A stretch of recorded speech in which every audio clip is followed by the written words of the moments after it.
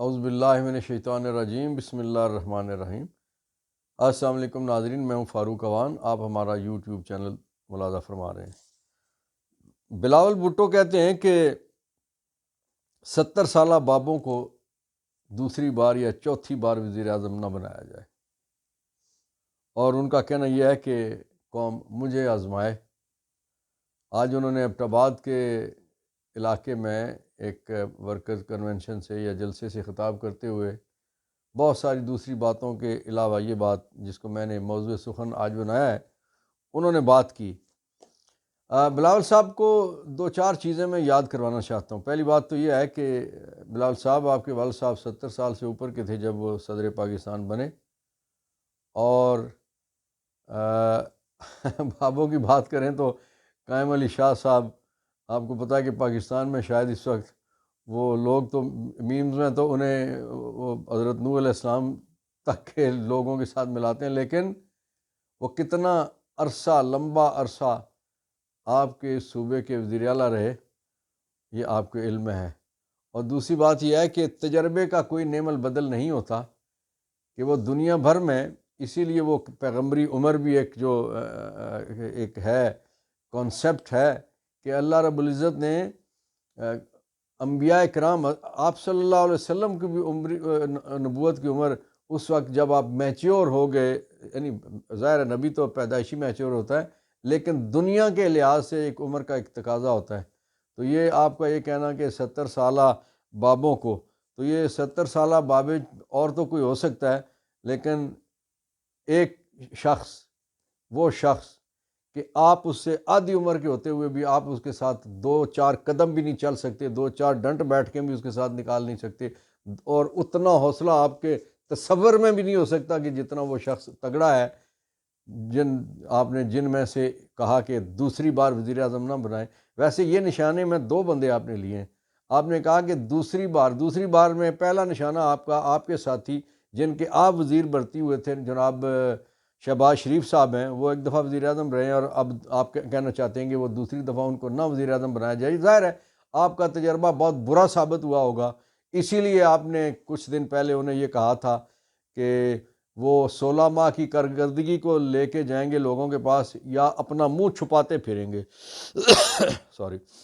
تو یہ آپ نے ان کے حد تک درست کہا۔ اور دوسرا، آپ نے جو دوسری بار کے وزیر اعظم کا اگر آپ نے عمران خان صاحب سے کہا ہے، ان کے حوالے سے کہا ہے، تو اس حوالے سے آپ سے گزارش ہے کہ پورے پاکستان میں جتنے سروے آ رہے ہیں، چاہے وہ آپ کی جماعت نے کروائے ہیں، نون لیگ نے کروائے، کسی گیلپ نے کروائے، کسی اور جو یوٹیوبرز کروا رہے ہیں، وہ سروے ذرا ملاحظہ فرما لیں کہ قوم کیا چاہتی ہے۔ قوم اس جوان جذبوں والے شخص کے ساتھ ہے کہ جو پرخطر انداز سے اس وقت سیاست کے کھیل میں ہے، وہ جھکنے کو تیار نہیں، وہ بکنے کو تیار نہیں، وہ باہر جانے کو تیار نہیں، وہ ڈیل کے لیے تیار نہیں، وہ ڈھیل کے لیے تیار نہیں۔ اس لیے بلاول آپ کی اس بات میں وزن نہیں ہے۔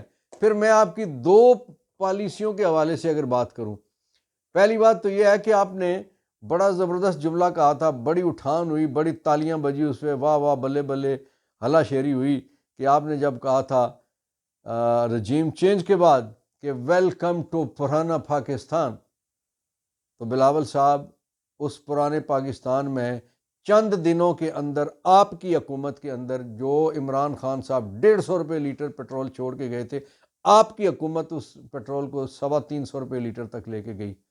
بلاول صاحب، ویلکم ٹو پرانا پاکستان جس دن آپ نے کہا تھا، اس دن آپ کی حکومت کے آنے سے پہلے جناب عمران خان صاحب نے 16-17 روپے پہ یونٹ بجلی چھوڑی تھی، آپ کی حکومت اس کو 50 اور 55 روپے تک لے کے گئی۔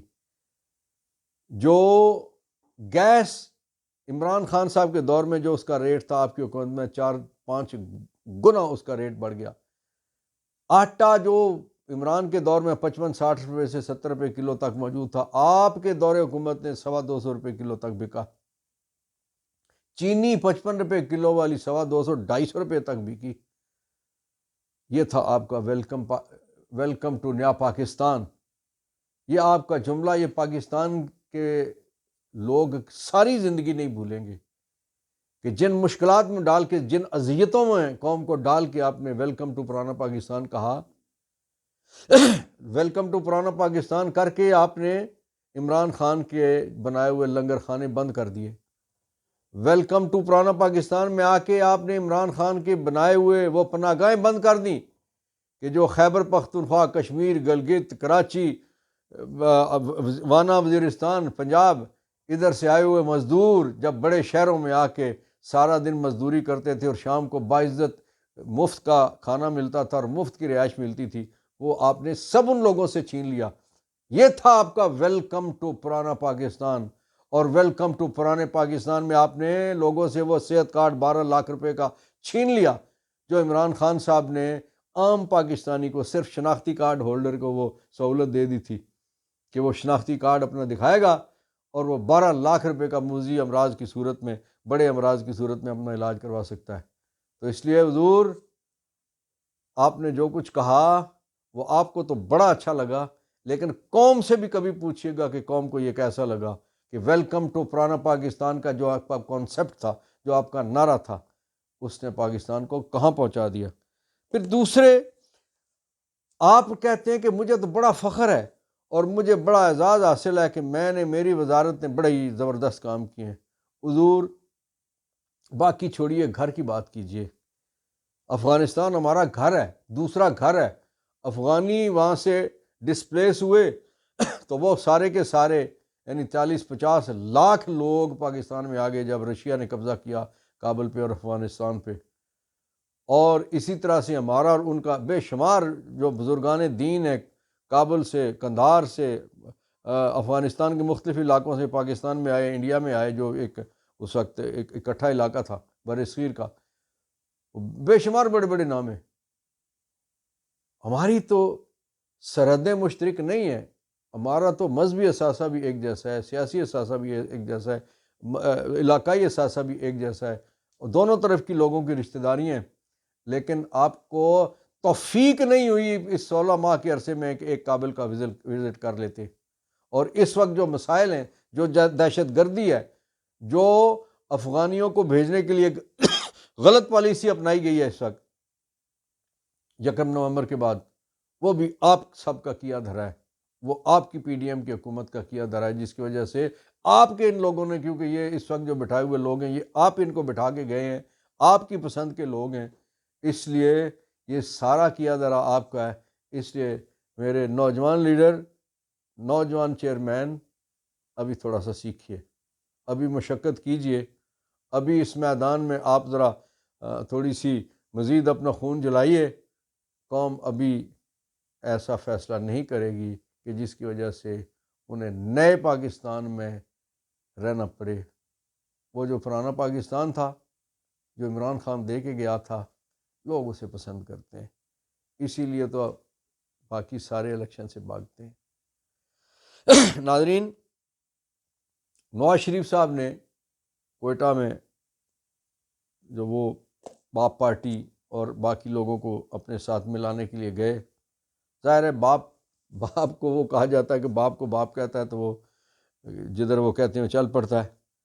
تو انہوں نے بڑا تلخ جواب دیا ہے نواز شریف صاحب کو. ان کی خواہش یہ تھی کہ وہ ہمارے ساتھ شامل ہو جائیں گے نون لیگ میں، لیکن انہوں نے کہا کہ ہم اپنی حیثیت برقرار رکھتے ہوئے ہم آپ کے ساتھ الیکشن میں جائیں گے. آپ کو پتہ ہے نا کہ جب باپ کا باپ کہتا ہے تو بڑے باپ کے کہنے پہ چھوٹا باپ پھر نکل جاتا ہے اور پھر وہ جو کچھ کرنا کرانا چاہتے ہیں پھر وہ ہو جاتا ہے. نواز شریف صاحب نے کہا جی کہ ہم قوم کو بجلی کے معاملات حل کرنے کے لیے، مہنگی بجلی سے بچانے کے لیے، انہوں نے بڑا واویلا کیا وہاں مہنگائی کا. اور جو ساتھ اپنے ان کے دائیں بائیں بیٹھے ہوئے لوگ تھے، ان میں خاص طور پہ شہباز شریف صاحب، وہ ساری کی ساری طنز اور تشنیع اور ساری جو سیاسی طور پہ گالیاں اگر آپ اس کو کہیں یا تانے کہیں یا جو بھی کہیں، وہ سارے شہباز شریف صاحب کو پڑھ رہے تھے. اس کی وجہ یہ ہے کہ مہنگائی ساری شہباز کے دور میں ہوئی، اور شہباز کا کہنا یہ تھا کہ میں بیان سے پوچھ کے سارا کچھ کرتا ہوں. تو اس سے مراد یہ ہے کہ سارا کچھ آپ کا کیا دھرا تھا، اس لیے وہ گالیاں بھی آپ کو جاتی ہیں، بدوائیں بھی آپ کو جاتی ہیں، وہ تان و تشنیع بھی آپ کو جاتی ہے. نواز شریف صاحب نے کہا کہ ہم قوم کو سولر پینل دیں گے، سولر سسٹم پہ لے کے آئیں گے. پہلی بات تو یہ ہے کہ سولر جب سے شہباز شریف صاحب کے بچوں کے کمپنیوں کو یہ معاملات ملے ہیں وہ جو 10 لاکھ میں چیز تھی وہ 25-30 میں چلی گئی، اور جو 1000 میں تھی وہ 25,000 میں چلی گئی. تو یہ صورتحال سولر کی قیمت کی ہوگی. اور دوسری بات یہ ہے کہ نواز شریف صاحب، آپ نے جو قوم کو آئی پی پیز کا تحفہ دیا ہے نا، وہ قوم اسی سے تنگ ہے. وہ کہتے ہیں نا کہ ماسی کتیاں کو جان چھڑا تیری لسی نی توبہ، کہ لسی نہیں چاہیے، کتوں سے جان چھڑا دو. جو آئی پی پیز کے معاہدے آپ نے کیے ہیں، یہ ایک ایسا آپ نے ظلم کیا اس قوم کے ساتھ کہ جو پاور پروجیکٹ ایک یونٹ بھی پیداوار اس کی نہ ہو، یا پاکستان میں ایسا وقت آتا ہے کہ جس وقت کھپت بجلی کی کم ہوتی ہے، مثال کے طور پہ اب سردی ہے، اس میں بجلی کی کھپت کم ہوتی ہے، تو ظاہر ہے پنکھے بند ہو جاتے ہیں، اے سی بند ہو جاتے ہیں، بہت ساری اور چیزیں بند ہو جاتی ہیں. تو اس میں اس وقت بھی جو وہ پاور پروجیکٹ جو بجلی نہیں پیدا کر رہا ہوگا، تب بھی پاکستان کو اس کو قیمت ادا کرنی پڑے گی. اور وہ جو یہاں سے اربوں خربوں کماتے ہیں اس پہ وہ ٹیکس نہیں دیتے.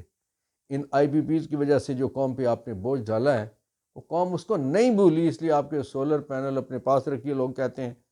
اور اصل الیکشن میں آئیے، الیکشن ہونے دیجیے. سپریم کورٹ کے آرڈر کے باوجود ابھی تک آپ نے الیکشن کمیشن کو روک کے رکھا ہوا ہے. کوئی راستے دیکھنا چاہتے ہیں تاکہ آپ کے جو لوگ بیٹھے ہوئے ہیں وہ زیادہ سے زیادہ سہولت کاری آپ کے لیے کریں اور آپ کے لیے زیادہ سے زیادہ میدان صاف کیا جائے. یہ ایک انوکھی جمہوریت ہے. آپ نے ہمیشہ اسی طرح سے ریفری کے ساتھ مل کے کھیلا ہے. آپ کو اور کھیلنا، یعنی کھلا کے کھیلنا، مخالف کے ساتھ آنکھوں میں آنکھیں ڈال کے کھیلنا آپ کو آتا ہی نہیں ہے. ناظرین، فلسطین کی بات کرتے ہیں. فلسطین لہو لہان، اور اس وقت ایسی پوزیشن ہے کہ اب تو مردے دفنانے کے لیے بھی فلسطینیوں کے پاس جگہ کم ہو گئی ہے. اسپتالوں میں میتیں رکھنے کے لیے بھی سرد خانے بھر گئے ہیں. اور آج ایک یورپی ملک مالٹا نے جو قرارداد جنگ روکنے کے لیے اور جنگ میں وقفہ ڈالنے کے لیے کی تھی، وہ قرارداد اکثریت کے باوجود کہ اکثریت ممالک نے اس کے حق میں ووٹ دیا، اس کے باوجود اسرائیل کسی قرارداد کو ماننے کے لیے تیار نہیں ہے. قوموں کو جاگنا پڑے گا. یہ یاد رکھیے، آج اگر ایک ملک کے ساتھ زیادتی ہو رہی ہے تو کل کسی دوسرے کے ساتھ بھی زیادتی ہو سکتی ہے. اس وقت سب کو اکٹھے ہونا پڑے گا، اور بالخصوص امت مسلمہ کو اکٹھ کرنا پڑے گا. اگر نہیں کریں گے تو آج اگر ایک کو مار پڑ رہی ہے تو کل دوسرے کو پڑے گی. تو اسی طرح سے باقی لوگ بھی پھر تماشا دیکھیں گے. اللہ رب العزت سے دعا ہے کہ مسلمانوں کے لیے، بالخصوص فلسطینیوں کے لیے، اس مشکل میں سے انہیں نکالے. قبلہ اول کے لیے آزادی کا سبب اللہ تعالیٰ پیدا فرمائے. اللہ تعالیٰ ہمارے گناہ معاف فرمائیں گے جس کی وجہ سے مسائل ہیں. اللہ تعالیٰ فلسطینیوں کو آزادی عطا فرمائے، کشمیر کو آزادی عطا فرمائے، اور جہاں جہاں مسلمان مسائل میں اللہ تعالیٰ ان کے لیے آسانیاں پیدا کرے. پاکستان پائندہ باد، فلسطین زندہ باد.